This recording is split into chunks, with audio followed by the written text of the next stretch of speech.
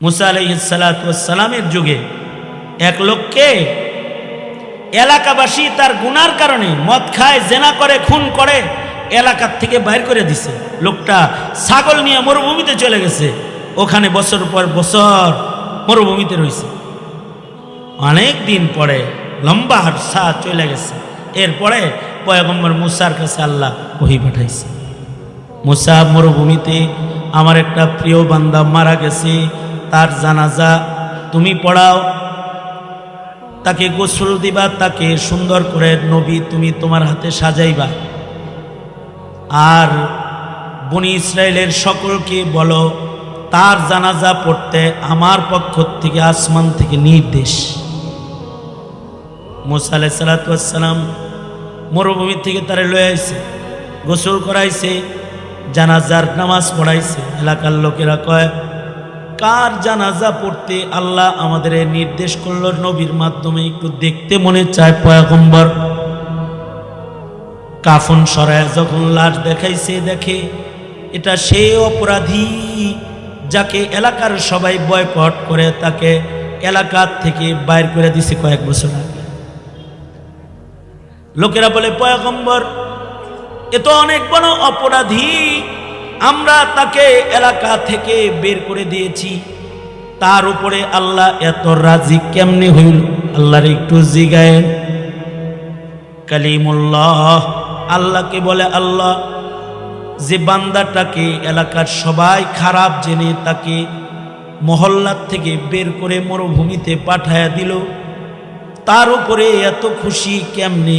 আপনি যে তাকে নবীর প্রতি নির্দেশ হয় দাফন কাফন জানাজার, বান্দাদের প্রতি রবের নির্দেশ জানাজার কেমনে হইল? আল্লাহ বলে মুসা আমার বান্দার অনেক গুনাহ, কিন্তু আমার বান্দা তওবা করেছে, তওবার পরে তার মৃত্যু হয়েছে, সে আমার মাহবুব হয়ে গেছে, আমি তার উপরে রাজি হয়ে গেছি, সে আমার প্রিয় হয়ে গেছে, আমি তাকে পছন্দ করে আলাইছি। কিসের কারণে? তওবা, তওবা, তওবা। তাকবীর দেওয়া সহজ, তওবা করা কঠিন। তাকবীর তো সহজ কাজ, তাকবীর দেওয়া সহজ। ইমামে আজম আবু হানিফা রাহমাতুল্লাহ আলাইহি 40 বছর রাত্রে ঘুমান নাই, এশা রোজু দিয়া ফজরের নামাজ পড়েছে।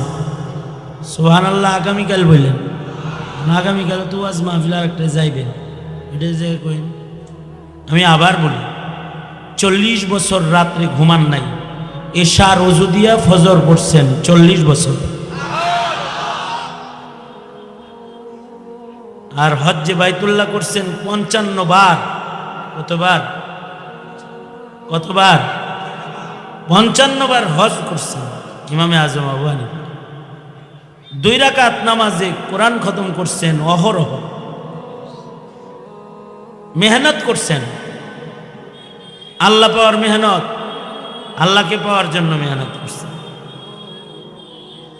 দুনিয়ায় থাকছেন কিন্তু দুনিয়া তাদের ধরে নাই,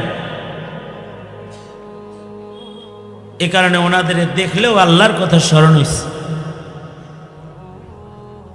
खुदा याद आती है जिनको देख कर वो नूर के पुतले, खुदा याद आती है जिनको देख कर वो नूर के पुतले, नबूवत के वारिस है वही है जिल्ल रहमानी, यही है जिनके सोने को फजीलत है इबादत पर, इन्हीं की इत्तिका पर नाज करती है मुसलमानी। আজব হায়াত ছিল, দুনিয়ার সাথে সম্পর্ক নাই, কিন্তু দুনিয়ায় চলতো, দুনিয়া তাদের গায়ে লাগত না।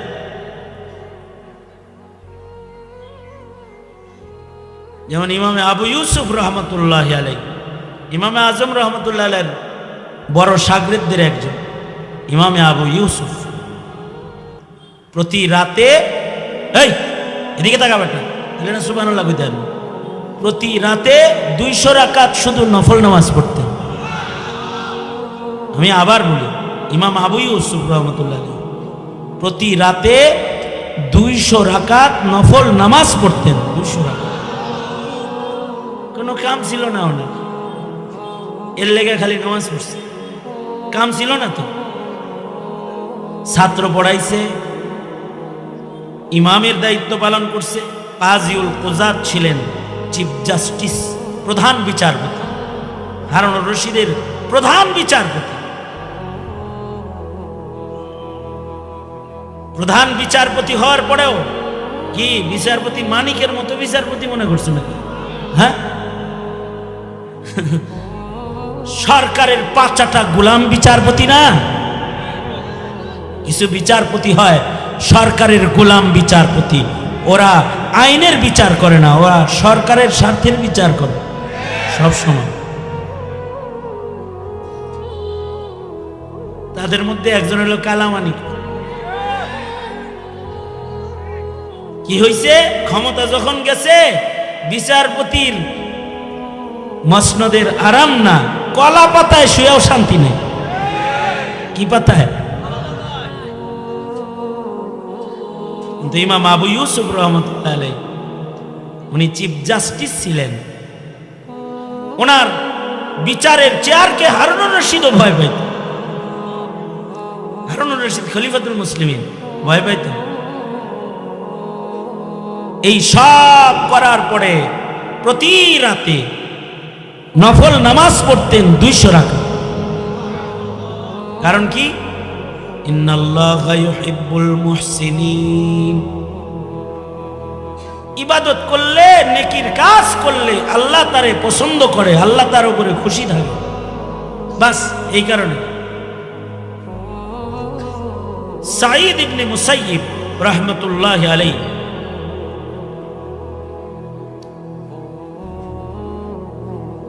চল্লিশ বার হজ্জে বাইতুল্লাহ করছেন। এই সুবহানাল্লাহ বলার লেগে রেডিও আমার দিকে স্যার। সাঈদ ইবনে মুসাইয়িব 40 বার হজ্জে বাইতুল্লাহ করছেন, 40 বছর লাগাতার তাকবীরে উলার সাথে নামাজ পড়ছেন। আস্তে আস্তে সুবহানাল্লাহ একটু পরে করেন। এবং 40 বছর আজান হওয়ার আগে মসজিদে ঢুকছেন 5 বেলা। ওনার জিজ্ঞাসা হয়েছে আজান হওয়ার আগে এত ইহতিমামের সাথে মসজিদে যান কেন? আজান হইল আল্লাহর দিকে ডাকাডাকি করে। আমি আল্লাহর গোলাম, আল্লাহর ঘরে যদি আমার ডাক্কা নেয় আসলে শরম না? আসরের মাঠে শরম না এটা? এই জন্যে 40 বছর আজান হওয়ার আগে মসজিদে ঢুকছে। 40 বছর মেহনত। দুনিয়াটা হলো এই মেহনতের জায়গা। নিজের মন মতো সব হইচই করার জায়গা এটা না, আল্লাহর সন্তুষ্টি খোঁজার জায়গা। কদমে কদমে, হরকতে হরকতে আল্লাহর সন্তুষ্টি তালাশ করতে হইব। মেহনত একমাত্র আল্লাহর সন্তুষ্টি। নেকির কাজ করতে হইব, ওয়াজ শুনতে হইব আল্লাহরে খুশি করার জন্য। নফস খুশি করার লেগে ওয়াজ শুনলে ওই ওয়াজ কোনো ফায়দা দেবে না। নিজের দিল খুশি হয়। তিতা কথা শুনলে মন খালা হয়, মিঠা কথা শুনলে আরাম আরাম লাগে। সব কথা ভাল লাগে না। তোমার মন মতো ওয়াজ হইলে তোমার ভাল লাগে, তোমার মনের খেলাফ ওয়াজ হইতেছে এবার তোমার খারাপ লাগতেছে, এটার নাম ওয়াজ শোনা না। বেরোয় যা, তুই ঘরে যায় ঘুমাগে। আলাপ খুব সোজা সাপটা। আমি তো ওয়াজ করতে আসিনি আজকে, আমি তো আয়োজকদের একজন। ইমতিয়াজ আমার মুরিদ, আমার কাছে বায়াত। মিলন আমার মুরিদ, আমার কাছে বায়াত। আমি কেন ওয়াজ করতে আইছি? আমি এখন যদি হাত তুলে দোয়া করে চলে যাই তো খুব আলহামদুলিল্লাহ, হুজুর ভালো করছে, একটু দোয়া করে থেকে গেছে। আমি এখানে বয়ান করতে আসি, আপনারা তো বয়ান শুনতে আসছেন। বয়ান শুনবেন কিভাবে? বয়ান শোনার আদব নাই? বয়ান শোনারও আদব আছে, বয়ান করারও আদব আছে। বয়ান কিসের নাম? কিছু কৌতুক, কিছু হুঙ্কার, কিছু কিস্সা, কিছু সুর, এটার নাম বয়ান। নসিহাতের নাম নসিহাত। নসিহত শুনতে হইব তো, তাইলে না নসিহত আমল হইব।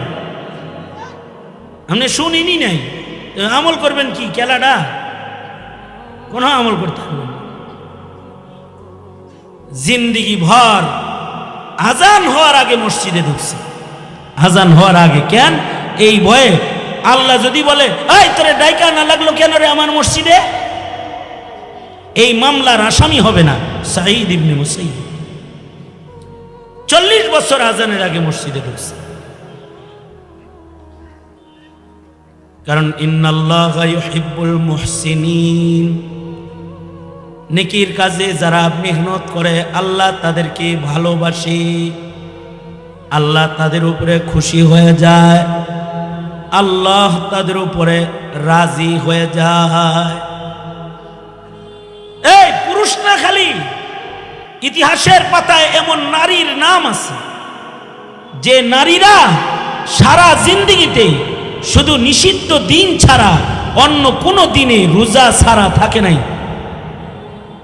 মাসিকের হালতে রোজা থাকা যায় না, তাই থাকতো না।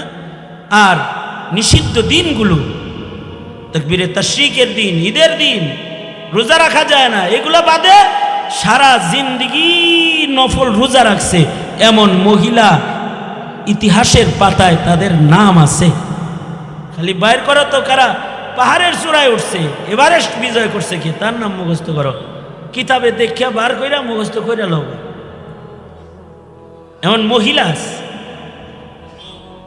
আব্দুল্লাহ ইবনুল মুবারক এমন মহিলার সাথে দেখা করছেন যেই মহিলা সারা জিন্দেগিতে দুনিয়াবি কোনো শব্দ, দুনিয়ার কোনো ভাষায় কথাও কয় না, মুখে আল্লাহর নাম আল্লাহর কোরআন ছাড়া কিছু বাইরে করে না। 40 বছর যত কথা বলছে সব কোরআনের আয়াত দিয়ে দিয়ে বলছে। ইবনুল মুবারক বলে এই মহিলার খেদমত আমার নসিব হয়েছে, তাকে মক্কাতুল মুকাররমার পথ থেকে তার সন্তানদের হাত পর্যন্ত পৌঁছে দিতে আমার যতগুলো কথা আমি বলেছি সবগুলো কথাই সে কোরআন দিয়ে বলেছে। আমি তার সন্তানদের কাছে যা জিজ্ঞাসা করে শুনলাম, 40 বছরের ভেতরে এ নারী আল্লাহর কোরআনের আয়াত ছাড়া দুনিয়ার কোনো শব্দ মুখে বাইরে করে না। কারণ আল্লাহ নেককারকে পছন্দ করে। কারণ যদি নেক না থাকে, এমন যদি এখানে কেউ থাকে, আমার মতো কেউ যদি গুনাহগার থাকে, যার নেকি কম, তার যদি এই কথাগুলো বুঝে এসে থাকে, তাহলে তার নেকি বাড়ানোর সবচেয়ে সহজ রাস্তা আর একটা আছে। সেটা হলো এখন সে লজ্জিত হয়ে আল্লাহকে বলবে আস্তাগফিরুল্লাহ, আয় আল্লাহ আমি মাপ চাই, আমার ভুল হয়ে গেছে, আমি মাপ চাই। এই কথাটা আল্লাহর কাছে বলবে, চোখের পানি ছেড়ে আল্লাহর কাছে মাপ চাইবে। তাহলে ইন্নাল্লাহা ইউহিব্বুত তাওয়াবিন, যারা আল্লাহর কাছে মাপ চায়, তওবা করে, আল্লাহ তাদের উপরে সন্তুষ্ট হয়ে যায়, তাদের আল্লাহ ভালোবাসে। তাদের আমলনামার গুনাহকে মুহূর্তের ভেতরে আল্লাহ তাআলা নেকির দ্বারায় পরিবর্তন করে আমলনামাটা নেক দিয়া ভইরা দেয়। তওবা করছেন জীবনে? তাহলে করবেন, করছেনই তো। তবে ভয় থাকতে হইব আমার তওবাটা নবীর তওবার মতো হইল নি, তাইলে তওবা বারবার হইল। এবার তওবা করলাম, এখনকারটা হইল নি, গুনাহ মাপ হইল নি, তো আবার তওবা করতে মনে চাই। আল্লাহর রাসূল নিজেও শতবার তওবা করতেন প্রতিদিন, কারণ তওবাকারীকে আল্লাহ পছন্দ করে। এর লেগে গুনাহ আছে নবীর, এজন্য নবীদের গুনাহ নাই, নবীদের শান, নবীরা মাসুম, গুনাহ নাই। কিন্তু নবী তওবা করে কেন? নবী যে সকল কারণে শতবার তওবা করে, তার ভেতরে একটা কারণ হলো মানুষ যারা তওবা করে আল্লাহ তাদের উপরে খুশি হয়ে যায়, রাজি হয়ে যায়। এ আল্লাহর রাসূল 100 বার প্রতিদিন তওবা করতেন। তওবা করলে আল্লাহ তাআলা অনেক বড় অপরাধীকেও মাফ করে। বুখারীতে আছে, 100 খুনের আসামিকে মাফ করে দিচ্ছে। মুসা আলাইহিস সালাতু ওয়াস সালামের যুগে এক লোককে এলাকাবাসী তার গুনার কারণে মদ খায়, জেনা করে, খুন করে এলাকার থেকে বাইর করে দিছে। লোকটা ছাগল নিয়ে মরুভূমিতে চলে গেছে, ওখানে বছর পর বছর মরুভূমিতে রয়েছে। অনেক দিন পরে লম্বা আরসা চলে গেছে, এরপরে পয়গম্বর মুসার কাছে আল্লাহ ওহী পাঠাইছে, মুসা মরুভূমিতে আমার একটা প্রিয় বান্দা মারা গেছে, তার জানাজা তুমি পড়াও, তাকে গোসল দিবা, তাকে সুন্দর করে নবী তুমি তোমার হাতে সাজাইবা, আর বনি ইসরায়েলের সকলকে বলো তার জানাজা পড়তে আমার পক্ষ থেকে আসমান থেকে নির্দেশ। মুসা আলাইহিস সালাতু ওয়াস সালাম মরুভূমি থেকে তারে লয়ে আইছে, গোসল করাইছে, জানাজার নামাজ পড়াইছে। এলাকার লোকেরা কয় কার জানাজা পড়তে আল্লাহ আমাদের নির্দেশ করলো নবীর মাধ্যমে, একটু দেখতে মনে চায়। পয়গম্বর কাফন সরায় যখন লাশ দেখাইছে, দেখে এটা সেই অপরাধী যাকে এলাকার সবাই বয়কট করে তাকে এলাকার থেকে বাইর করে দিছে কয়েক বছর আগে। লোকেরা বলে পয়গম্বর এ তো অনেক বড় অপরাধী, আমরা তাকে এলাকা থেকে বের করে দিয়েছি, তার উপরে আল্লাহ এত রাজি কেমনে হইল? আল্লাহর একটু জিগায়েন। কালিমুল্লাহ আল্লাহকে বলে, আল্লাহ যে বান্দাটাকে এলাকার সবাই খারাপ জেনে তাকে মহল্লার থেকে বের করে মরুভূমিতে পাঠায়া দিল, তার উপরে এত খুশি কেমনে? আপনি যে তাকে নবীর প্রতি নির্দেশ হয় দাফন কাফন জানাজার, বান্দাদের প্রতি রবের নির্দেশ জানাজার কেমনে হইল? আল্লাহ বলে মুসা আমার বান্দার অনেক গুনাহ, কিন্তু আমার বান্দা তওবা করেছে, তওবার পরে তার মৃত্যু হয়েছে, সে আমার মাহবুব হয়ে গেছে, আমি তার উপরে রাজি হয়ে গেছি, সে আমার প্রিয় হয়ে গেছে, আমি তাকে পছন্দ করে আলাইছি। কিসের কারণে? তওবা, তওবা, তওবা। তাকবীর দেওয়া সহজ, তওবা করা কঠিন। তাকবীর তো সহজ কাজ, তাকবীর দেওয়া সহজ, তওবা করা কঠিন। তাকবীর ক্রিকেটের গ্যালারিতেও দেওয়া যায়, দেখোস নাই? বাংলাদেশ ইন্ডিয়াকে হারাইছে আর গ্যালারিতে নারী পুরুষ তাকবীর দিছে।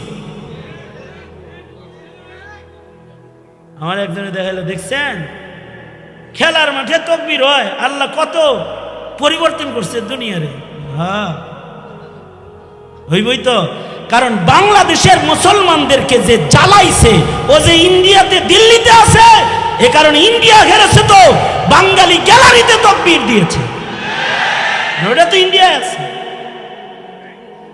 এটা সহজ, তাকবীর দেওয়া কঠিন না। এই তুই আবার এটা উঠেছিস, এই যে এটা তোর কপাল বরাবর ফেক বল, আখবাসুন নাস কাহেকার ডর দেখালাম। দোনো হাত উপরে তুলেন, আবার এইদিকে হন, মোতাওয়াজ্জহ হন, এইদিকে সোজা করেন, আমল খুলে দেন, নাড়াচাড়া দেন, জবান খুলে আওয়াজ করে বলেন আল্লাহু আকবার। এটা তো সহজ, আরো জোরে করে বলেন আল্লাহু আকবার। এটা যত সুন্দর করে বলছেন, আমার সাথে সুন্দর করে দরদ ভরে আওয়াজ করে, দরদ ভরে আওয়াজ করে, আবেগ ভরে না, শুধু দরদ ভরে শর্মিন্দা সহকারে আওয়াজ করে বলেন আস্তাগফিরুল্লাহ। হাত নামান। সম্মিলিত ইস্তেগফারের সময় চলছে এখন, কারণ মানুষ সম্মিলিত গুনাহ করে এখন বেশি, জামাতবন্দি গুনাহ করে। যারা জামাতবন্দি গুনাহ করে তাদের তওবা কি একা একা না জমাতে? হ্যাঁ কি কসনা করে তাদের তওবা কি? তওবাও জামাতে। তওবা একলা একলা করলে হইব না। গুনাহ যেরকম হয় তওবা এরকম হয়, এজন্য আমাদের গুনাহ বেশি, তাই তওবা বেশি হইতে। তাহলে তওবা করলে আল্লাহ পছন্দ করবেন। আর একটা পদ্ধতি হলো নবীর ইতাআত করলে আল্লাহ পছন্দ করে। যারা নবীর ইতাআত করে, সুন্নতের ইত্তিবা যারা করে, তাদের আল্লাহ ভালোবাসে।